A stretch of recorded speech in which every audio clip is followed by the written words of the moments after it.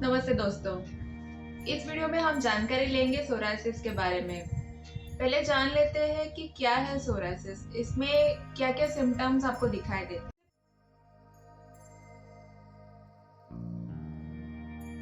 सबसे पहले सिम्टम्स जो आपकी बॉडी पे नजर आते हैं कि बड़े बड़े ऐसे चकत्ते जैसे गोल गोल सर्कल्स बनने लगते हैं, जिसका कलर लाल हो सकता है या फिर हल्का पिंक जैसे हो सकता है। और उसके ऊपर त्वचा की परतें निकलने लगती है, जैसे हम वहाँ पे खुजाते हैं या फिर कुछ भी होता है तो जैसे डैंड्रफ उसमें से गिरने लगता है।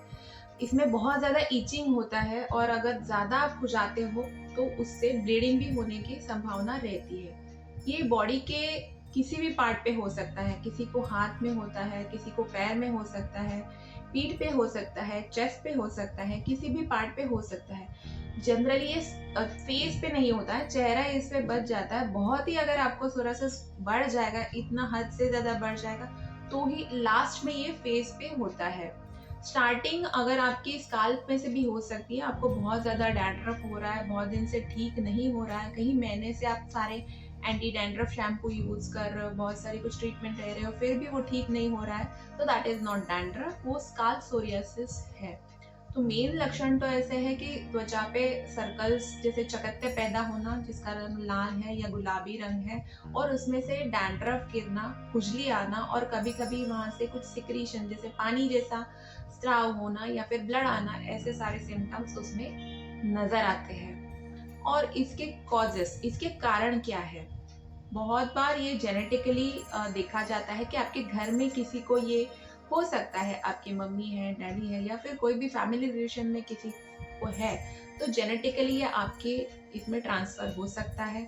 दूसरा, स्ट्रेस की वजह से ये बढ़ता है और पैदा भी होता है। आजकल तो बहुत सारी बीमारियां स्ट्रेस की वजह से ही हो रही है, लेकिन स्पेशली सोरियासिस में लॉन्ग टर्म में अगर आपको कोई भी स्ट्रेस है, आपका बहुत गुस्से वाला स्वभाव है, आप हर किसी छोटी छोटी चीज का बहुत ज्यादा टेंशन ले लेते हो, तो भी ये बीमारी आपको हो सकती है। तीसरा जो आता है वो ऑटो इम्यून डिसऑर्डर। सोरियासिस जैसे ऑटो इम्यून डिसऑर्डर्स माना गया है। What is auto immunity? आपकी बॉडी की इम्यून सिस्टम है, ये आपकी बॉडी के खिलाफ ही काम करना शुरू कर देती है। तो आपके जो स्किन के लेयर है, जो स्किन की सेल्स है, वो जनरली 21 to 30 डेज में नई नई तैयार होती है और ऊपर की जो पुरानी परत है वो मर के निकल जाती है। ये प्रोसेस इतनी माइन्यूट है, हमें पता भी नहीं चलता है कि ऊपर के सेल्स मर गए हैं और हमारी नई स्किन आ रही है। लेकिन सोरायसिस में क्या होता है कि ये स्किन रिपेयर का प्रोसीजर या फिर स्किन तैयार होने का प्रोसीजर बहुत जल्दी होता है। आपके ऊपर के लेयर है जल्दी मरते हैं तो नीचे की जल्दी स्किन तैयार होती है। इसमें क्या है, गड़बड़ में त्वचा की अनेक परतें तैयार हो जाती है और वो जैसे ही क्वांटिटी तैयार हो जाती है, क्वालिटी डिक्रीज हो जाती है, तो ये स्किन गिरने लगती है। जो डैंड्रफ के, कभी कभी ये डैंड्रफ इतना बढ़ जाता है कि पेशेंट जब कुर्सी पे बैठता है तो उसके पीछे पूरा डैंड्रफ, पूरा वाइट वाइट चेयर दिखाई देती है, जहाँ पे भी वो जाएगा वो डैंड्रफ गिरा हुआ दिखाई देगा। इस वजह से पेशेंट बहुत ही डिप्रेस हो जाता है, उसके मन में सुसाइडल थॉट्स आने लगते हैं। जब आप कोई भी स्टीरॉयड खा लेते हो, एलोपैथी में जो जनरल दिया जाता है, या फिर स्टीरॉयड वाली क्रीम लगा देते हो, तब तक वो कंट्रोल में रहता है। लेकिन जैसे ही आप ये ट्रीटमेंट बंद कर देते हो वो बढ़ जाता है, तो वो एक सिम्टम दबाने जैसा हो जाता है। That is not permanent treatment.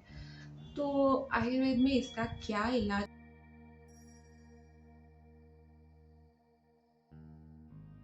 सबसे इम्पोर्टेंट बात कि जो अगर कारण की हम चिकित्सा करेंगे तो that will be the permanent treatment of any disease, ना सिर्फ सोरायसिस है।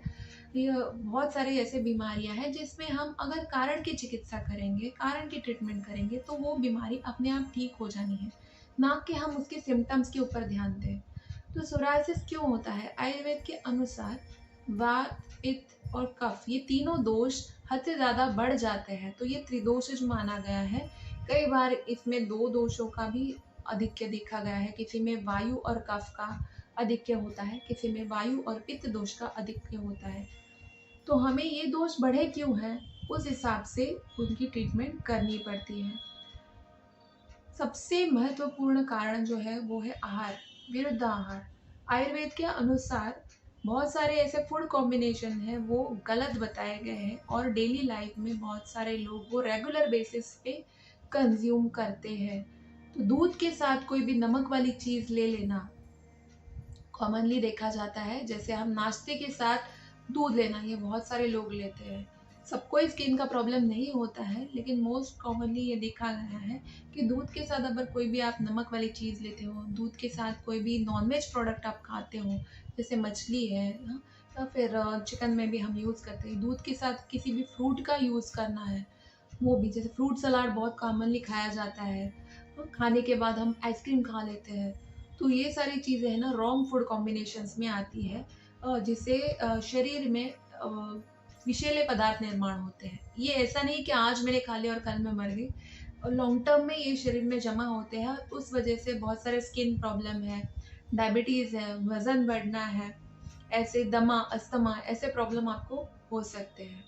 जो लोग लगातार दही का सेवन करते हैं, सुबह शाम दही खा रहे हैं, दही खाने के जो नियम हैं आयुर्वेद के अनुसार कि जैसे रोज़ दही नहीं खाना चाहिए, या फिर रात को दही नहीं खाना चाहिए, ऐसे जो रूल्स है वो नहीं फॉलो कर रहे हैं। दूध के ज़्यादा पदार्थ, डेयरी प्रोडक्ट्स का ज़्यादा इस्तेमाल कर रहे हैं। बेकरी प्रोडक्ट्स तो आजकल मैदे के पदार्थ, ब्रेड है, पिज़्ज़ा है, बर्गर है, बिस्किट्स है, ये छोड़ के उनको दूसरी कोई चीज़ें नहीं है। बहुत ज़्यादा सॉल्टी फूड, चिप्स है, फरसान है, वेफर्स है, चीज़ है, ये सारे सॉल्टी जो फूड आता है ना उनका कंजम्पशन ज़्यादा है। बाहर की जो प्रिजर्वेटिव्स वाले फूड ले रहे हैं, कोल्ड ड्रिंक्स हैं, ऐसी सारी चीज़ें जो हद से ज़्यादा जंक फूड का इस्तेमाल बहुत ज़्यादा हो रहा है। और डेफ़िनेटली बाहर से ऑर्डर करके खा रहा है, घर में बना हुआ खाना बहुत कम खा रहा है। ऐसी सारी चीज़ें सोरायसिस के पेशेंट में कॉमनली दिखाई देती हैं। तो पहले तो हमें ये सारी चीज़ें बंद करनी है। जितना हो सके साफ-सुथरा सादा खाना, घर में बनाया हुआ खाना हमें खाना है। बहुत ज़्यादा ऑयली, स्पाइसी, तीखा जो पित्त बढ़ाए, ऐसा खाना हमें बंद कर देना है। स्पेशली दूध और दूध के बनाए हुए प्रोडक्ट्स, डेयरी प्रोडक्ट्स, ये भी इसमें बंद करने पड़ते हैं। और बेकरी के प्रोडक्ट्स जिसमें मैदे के बनाए हुए प्रोडक्ट्स हैं, और भले ही वो व्हीट ब्रेड है या फिर मल्टीग्रेन ब्रेड है, बट उसमें मैदा रहता ही है थोड़ा बहुत, और ये फर्मेंटेड प्रोडक्ट्स हैं जो आपको बॉडी को नुकसान देते हैं। तो कोई भी तरह के बिस्किट्स हैं, ब्रेड्स हैं, पिज़्ज़ा बेस है, ये आपको नहीं चलेगा। तो खाने पीने के बहुत ये जो गलत आदतें हैं वो आपको सुधारनी पड़ेगी ना, तो फिर आपकी ट्रीटमेंट डेफिनेटली सक्सेसफुल हो सकती है। ये तो हुआ खाने का परहेज, लेकिन आयुर्वेद में ऐसी कौन सी ट्रीटमेंट है जिससे ये बीमारी जड़ से जा सकती है? तो पंचकर्मा एक ऐसी ट्रीटमेंट है जिसमें आपकी बॉडी डिटॉक्स हो जाती है, और उस वजह से शरीर में जो विषैले पदार्थ जमा हुए हैं, जिस वजह से आपकी स्किन में ये प्रॉब्लम हो रहा है, वो ठीक हो सकता है। कौन से पंचकर्मा? पंचकर्मा मतलब 5 तरह के कर्म होते हैं, उसमें से 3 कर्म सोरायसिस में बहुत ही उपयोगी साबित होते हैं। उसमें पहला आता है वमन, दूसरा आता है विरेचन, और तीसरा आता है रक्त मोक्षण। ये तीनों कर्म क्या है और कैसे किए जाते हैं, इसकी डिटेल में वीडियो मैंने पहले ही बनाए हैं। तो अगर आपको उसमें इंटरेस्ट है तो वो जाके आप देख लीजिए, उसकी जानकारी ले लीजिए। उसके साथ ही आपको जो डाइट का मैंने बोला है वो परहेज़ आपको करना पड़ेगा। ये हो गई पंचकर्मा की ट्रीटमेंट। और दवाइयाँ भी बहुत सारी हैं जिसमें आप इंटरनली ले सकते हो, और उसमें भी काफ़ी अच्छा रिज़ल्ट आता है। सबसे पहली वनस्पति मैं बताने जाऊँगी, वो सबको ही पता है, जो स्किन में बहुत अच्छे से उपयोगी साबित हुई है और खून साफ़ करने में। नीम हम सभी को पता है, नीम के पेड़ अपने नज़दीक भी होते हैं। तो नीम का इसमें बहुत ही अच्छा रोल है। नीम से बनाई हुई काफ़ी सारी दवाइयाँ आप सोरायसिस में यूज़ कर सकते हो। नीम घनावटी है, या नीम का घृत भी बना जाता है। तो सोरायसिस में सिर्फ नीम का चूर्ण या फिर नीम ऐसे कच्चा खाना उपयोगी साबित नहीं होगा, क्योंकि सोरायसिस में वायु बहुत ही बढ़ा हुआ रहता है। इस वजह से आपकी स्किन जो है ना वो ड्राई हो जाती है और उसकी परतें निकलने लगती है। तो हमें सिर्फ नीम खाना नहीं है, नीम का जो घी रहता है या नीम का तेल रहता है, वो अगर हम ऊपर से लगाएंगे या फिर वो हम इंटरनली लेंगे तो उसमें काफ़ी फ़र्क पड़ता है। इसके साथ ही आरोग्यवर्धिनी वटी है, या फिर खदीरा रिष्ट है, महातिक्त घी है, ये सारी दवाइयाँ सोरायसिस के लिए बहुत ही उपयोगी साबित होती है। बट ये सारी दवाइयाँ लेने से पहले अगर आप किसी आयुर्वेदिक कंसल्टेंट से कंसल्टिंग करवा लेते हो, तो आपको पता चल जाएगा कि कौन सी तरह की दवाई आपको ज़्यादा इफ़ेक्टिव होगी। क्योंकि जैसे मैंने बताया कि कभी-कभी इसमें वायु के साथ पित्त का आधिक्य होता है, कफ का आधिक्य होता है, तो दोषों के अनुसार वो दवाई का फॉर्म चेंज करना पड़ता है। तो एक बार आप कंसल्टिंग करवा लेते हो तो ये मेडिसिन आप लॉन्ग टर्म में लोगे, 3 महीने 6 महीने, जितनी पुरानी आपकी बीमारी है, जितना पुराना आपका प्रॉब्लम है, उतना आपको उतने दिन उतने महीने आपको ये दवाई खानी पड़ती है। इसके साथ ये बीमारी ठीक हो जाती है। लगभग 6 महीने में आपको अच्छे रिजल्ट्स उसमें नज़र आते हैं। अगर बहुत साल पुराना आपका 4-5 साल पुराना है तो आपको एटलीस्ट 6 महीने तक उसकी दवाई लेनी पड़ती है। अगर नया नया ही है, थोड़े से ही पैचेस है, तो 1-2 महीने में ही आपको रिजल्ट मिल जाता है। लेकिन जैसे मैंने बताया कि it is an auto immune disorder, तो हमें एक टाइम पीरियड के बाद आपकी बॉडी को डिटॉक्स करवाना बहुत ज़रूरी रहता है। तो ये बीमारी कंट्रोल में रहती है। जैसे ही आपका खाना पीने का परहेज़ छूट गया, आपने जंक खाना शुरू कर दिया, आपने रॉन्ग फूड कॉम्बिनेशन कंज़्यूम करना शुरू कर दिया, तो ये वापस हो सकती है।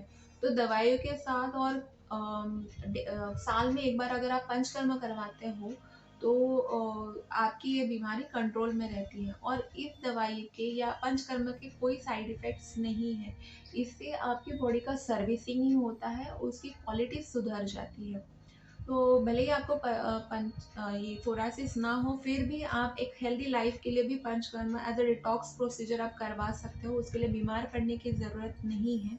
लेकिन अगर आपको सोरायसिस है तो उसमें ये सारे 3 कर्म जो मैंने बताया, वमन, विरेचन या रक्त मोक्षण, बहुत ही उपयोगी साबित होते हैं। तो अगर आपको ये प्रॉब्लम है या किसी आपके रिलेटिव को ये प्रॉब्लम है, तो जल्द से जल्द आप अपने नज़दीकी आयुर्वेदिक कंसल्टेंट के पास जाइए और उससे कंसल्टिंग करवाइए। आपको अगर छोटे कम समय से ये बीमारी है तो आप दवाइयाँ ले सकते हैं, दवाई के साथ भी वो ठीक हो जाएगा। या फिर अगर ज़्यादा समय से है तो आप पंचकर्म की ट्रीटमेंट करवाइए और उसमें आपको जल्दी ही बहुत अच्छे रिज़ल्ट नज़र आएँगे। अगर आपको हमसे ऑनलाइन कंसल्टेशन करवाना है तो हमारा व्हाट्सएप नंबर है, उसके ऊपर भी आप अपॉइंटमेंट्स लेके फिर ऑनलाइन कंसल्टेशन भी करवा सकते हैं। अगर ये वीडियो आपको पसंद आया है तो जल्द से जल्द इसको लाइक कीजिए और जिनको भी ज़रूरत है उनके साथ ये वीडियो शेयर कीजिए। हमारे चैनल को सब्सक्राइब कीजिए और बेल नोटिफिकेशन दबाइए, ताकि जब भी हम कोई नया वीडियो बनाएं तब उसका नोटिफिकेशन आपको तुरंत मिल जाएगा।